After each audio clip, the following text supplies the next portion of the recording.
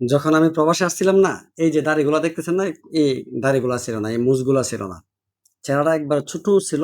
মনে হয় 46 কিলো ছিলাম আমি। মানে 46 কেজি ছিলাম আমি।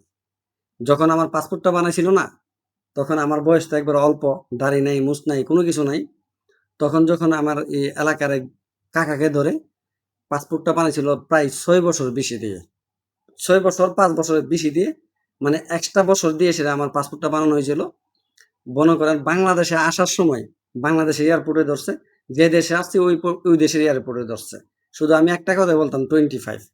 আমার মামা আমাকে প্রবাসে আনছিল, মামা বলছিল যে যদি কোথাও ধরে তাহলে বলবে 25। সে যে কোনো কথা বলতো, ইংলিশও বুঝি না, আরবিও বুঝি না, কোনো কিছু বুঝি না আমি। সে কিছু বললেই বলতাম যে 25, মানে আমার বয়স 25।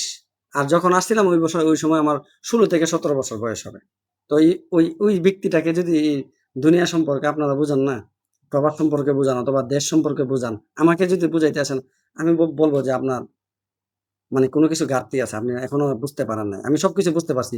দিন শেষে আমি একটা কথা বলি, দেখেন 15 থেকে 16 বছর আছে, আমি যেহেতু একটা ব্যবসায়িক, আপনারা দেখতে পাচ্ছেন ব্যবসায়িক, আমার দোকানে অনেক ব্যক্তিরা আসে। তারা বলে আমাকে যে আপনার কত বছর বয়স হয়েছে অথবা আপনি কি বিয়ে করছেন কিনা। যখন আমি বলি যে আমি কত বছর বাহারাইনে প্রবাসে আছি, তখন যখন জিজ্ঞাসা করো, যখন বলি আমি 15 থেকে 16 বছর হয়ে গেছে, তারা হাসি মারে, ধর মিয়া কি বলেন। আমি বলি হ্যাঁ, এটাই সত্য, আমার 15 থেকে 16 বছর প্রবাসে আমার হয়ে গেছে। আমি মানে আমার বয়স বাড়িয়ে আমি প্রবাসে আসছিলাম, দাড়ি ছিল না, মুছ ছিল না, কোনো কিছু ছিল না। এখন এই পৃথিবীতে মানে দাড়ি মুছ ছিল না ছিল এটা বিষয় না, আপনার এখন বর্তমানে টাকা আছে কিনা এটা হলো মূল বিষয়।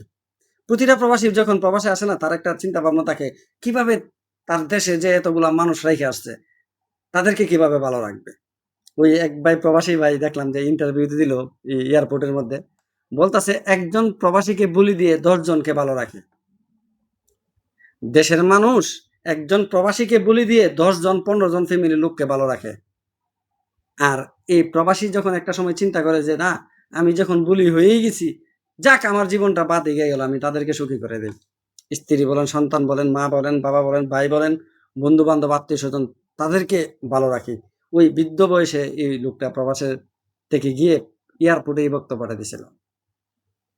এই যে বক্তব্যটা অনেক প্রবাসীরা দেখছে, দেখলাম যে প্রায় মিলিয়নের উপরে ভিউ। এই মিলিয়নের উপরের মধ্যে হইতে পারে 8 লাখ মানুষ ছিল প্রবাসী। এই ভিডিওটা দেখেও যদি আমরা যদি সচেতন না হই, দেখেন ভাই, লাঞ্ছিত হবেন, লাঞ্ছিত হবেন। আমার মতন হাজারো প্রবাসী তাদের বয়স বাড়িয়ে তারা প্রবাসে আসছে।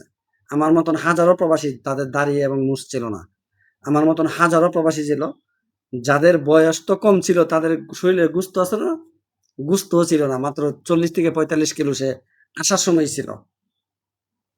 তারপর আমাদের শিক্ষা হইতেছে না, আমরা আবেগ, এত আবেগ, এত লাঞ্ছিত হই, অবশেষে প্রবাসীদেরকে কেউ এয়ারপোর্ট থেকে রিসিভ করতে আসে না। অনেক ভাইদেরকে দেখি, অনেক বৃদ্ধ লোক। এই কয়েকদিন আগে আমাদের এক প্রবাসী ভাই মানে এই দুনিয়ার মায়া ত্যাগ করছেন, একটা অ্যাক্সিডেন্টে উনি দুনিয়া ছেড়ে চলে গেছেন, প্রবাসী ভাই। ওনার বয়সটা 70 থেকে 80 হবে। লাশটা এখন দেশে যাবে ভাই। প্রবাসীর লাশও তো কেউ নিতে চায় না, লাশ নিয়ে করবে এটা কি। তো এখনো যদি আমি সবসময় একটা কথা বলি, দেখেন বুক ভর্তি ভালোবাসা থেকে পকেট ভর্তি টাকার অনেক মূল্য। আপনি আপনার পকেটের যত্ন নেন, এই পৃথিবীতে আপনাকে যত্ন নেওয়ার ব্যক্তি কম পারবে না। আর যারা আমার মতন দাড়ি মুছ ছাড়া এই প্রবাসে আসছিলেন, আপনার পরিস্থিতিটা কি একটু লম্বা করে কমেন্টে আমাকে জানাবেন। এখন কি আপনি কতটুকু সুখী আছেন? 10 বছর 15 বছর আমার মতন প্রবাসে থাকার পরে এখন যে আপনার পরিস্থিতিটা, আপনি কি সকলকে সুখী করতে পারছেন নাকি করতে পারেন নাই? সকলের চাহিদা পূরণ করতে পারছেন নাকি করতে পারেন নাই? নাকি সবথেকে ব্যর্থ লোকটা আপনি ছিলেন? অবশ্যই কমেন্টের মাধ্যমে জানাবেন। ধন্যবাদ। আসসালামু আলাইকুম।